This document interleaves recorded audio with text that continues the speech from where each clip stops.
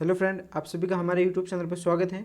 हम भारत का संविधान पढ़ रहे थे, जिसके हमने 5 पार्ट पूरे कर लिए। आज हम छठा पार्ट पढ़ रहे हैं और इस पार्ट में हम भारत के संविधान की अनुसूचियों के बारे में पढ़ेंगे और संविधान के संशोधन के जो ट्रिक हैं वो भी हम देखेंगे।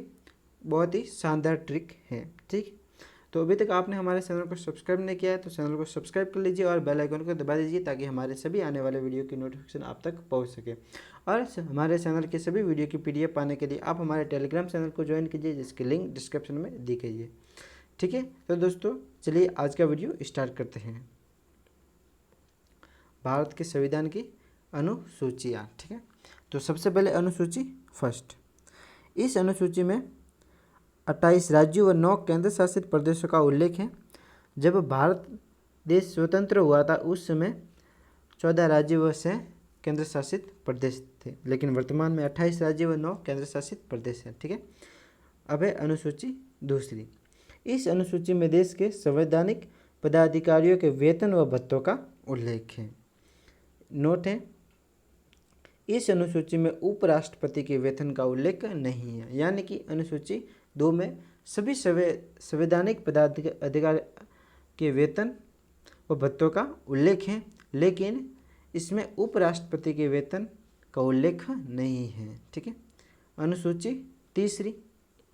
इस अनुसूची में देश के विभिन्न संवैधानिक पदाधिकारियों की शपथ का उल्लेख है। ठीक है, आगे है नोट। इस अनुसूची में राष्ट्रपति व राज्यपाल की शपथ का उल्लेख नहीं किया गया है, क्योंकि ये दोनों ही पदाधिकारी संविधान की रक्षा की शपथ ग्रहण करते हैं। ठीक है, आगे है केंद्र व राज्यों के मंत्री पद व गोपनीयता की शपथ ग्रहण करते हैं और इस शपथ में प्रधानमंत्री व मुख्यमंत्री की शपथ भी शामिल है। ठीक है, अनुसूची 4।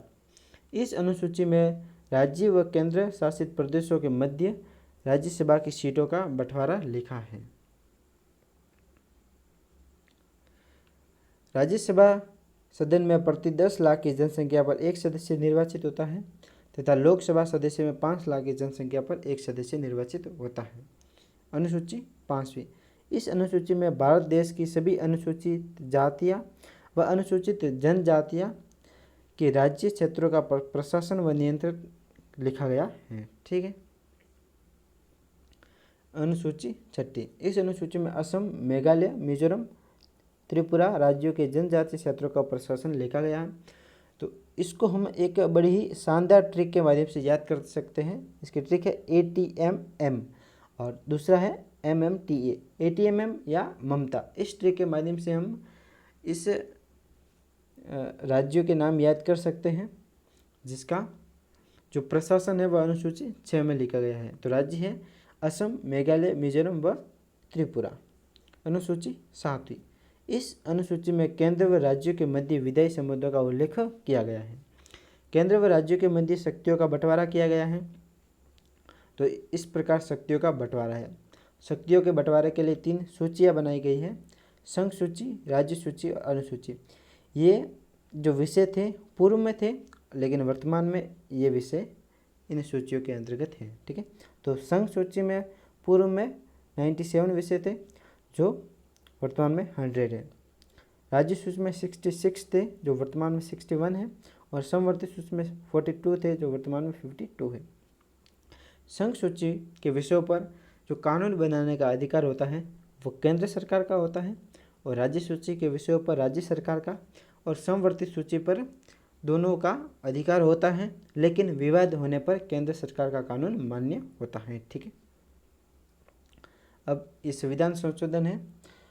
42वें संविधान संशोधन 1976 के द्वारा राज्य सूची के 5 विषयों को हटाकर समवर्ती सूची में शामिल किया गया था। ठीक है, तो 5 विषय थे: शिक्षा, वन, वन्यजीव, बाट व नाप तोल, परिवार नियोजन व जनसंख्या नियंत्रण।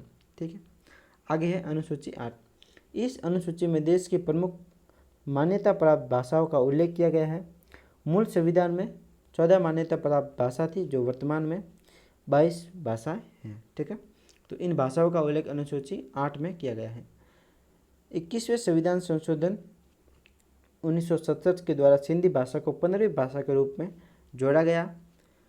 आगे है 71वें संविधान संशोधन 1992 के द्वारा नमक को जोड़ा गया। नमक ट्रिक है जिससे नेपाली, मणिपुरी और कोंकणी भाषा है।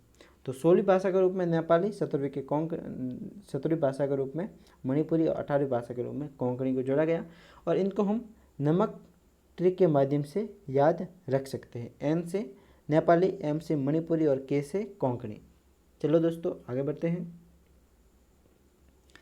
आगे है 92वें संविधान संशोधन 2003 के द्वारा बदमाश को जोड़ा गया। बदमाश ट्रिक है जिससे बी से बोडो, डी से डोंगरी, एम से मैथिली और एस से संथाली। ठीक है, तो 19वीं बोडो, 20वीं डोंगरी, 21वीं मैथिली और 22वीं संथाली। इसको याद रखने का जो सूत्र है, सिंधी नमक खाकर बदमाश हो गया। तो सिंधी भाषा 15वीं, नमक से नेपाली, मणिपुरी और कोंकणी, और बदमाश से बोडो, डोंगरी, मैथिली और संथाली।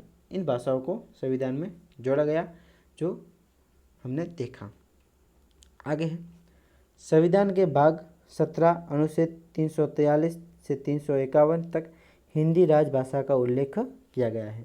ठीक है, अनुच्छेद 343 के अंतर्गत 14 सितंबर 1949 को हिंदी या पर हिंदी लिखा गया है। ठीक है, हिंदी को देश की राजभाषा घोषित किया गया है। इसी कारण 14 सितंबर को हिंदी दिवस के रूप में मनाया गया है। ठीक है, आगे हिंदी भाषा को देश की राजभाषा गोपाल स्वामी अयंगर की सिफारिश से किया गया। ठीक है, आगे बढ़ते हैं।